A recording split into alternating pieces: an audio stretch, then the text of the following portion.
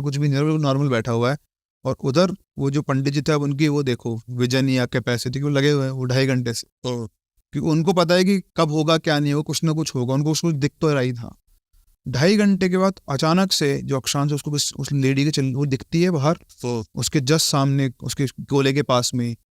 जैसे वो लेडी उसको दिखती है, वो पंडित जी उठते हैं और एक गोला उसके औरत के चारों तरफ। अब और किसी को कुछ नहीं दिख रहा है, हम सब बैठे हैं, आपको और मुझे दिख रहा है, बस ये मान लो आप पंडित और मैं अक्षांश, और हम दोनों को दिख रही है।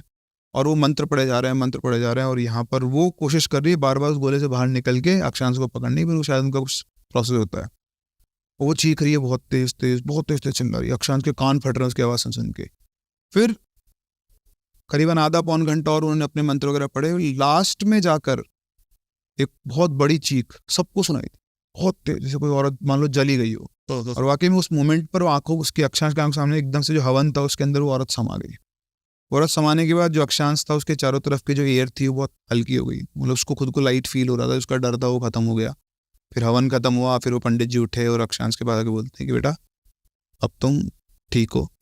चलिए तुम्हारे साथ क्या ना, जब तुम पैदा हुए थे तुम्हारे ग्रह नक्षत्र बहुत कमजोर है, तो ये जो भी चीज़ है ना तुमसे बहुत जल्दी इंटरेक्ट कर सकती है, तो इसलिए जब तुम होटल में गए वो किसी और को नहीं दिखी, लेकिन तुम्हारे ग्रह नक्षत्र कमजोर थे इसलिए वो तुमको दिखाई दी। लेकिन अब तुम ठीक हो, कोई दिक्कत नहीं है। उसकी मम्मी के पास जाके बोलते हैं कि आपका जो बच्चा है अब ठीक है, कोई दिक्कत वाली बात नहीं है।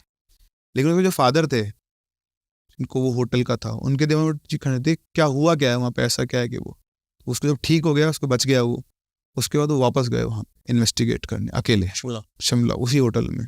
उस रेस्टोरेंट वाले को पकड़ा उन्होंने, वापस से उसको थोड़े बहुत पैसे दिए, बोले बता यहाँ क्या हुआ था। तो उसने बताया कि साहब मैंने जितना सुना मैं वो बता सकता हूँ। तो बोले तू बता बात क्या थी। तो बोले बात ये थी कि साहब यहाँ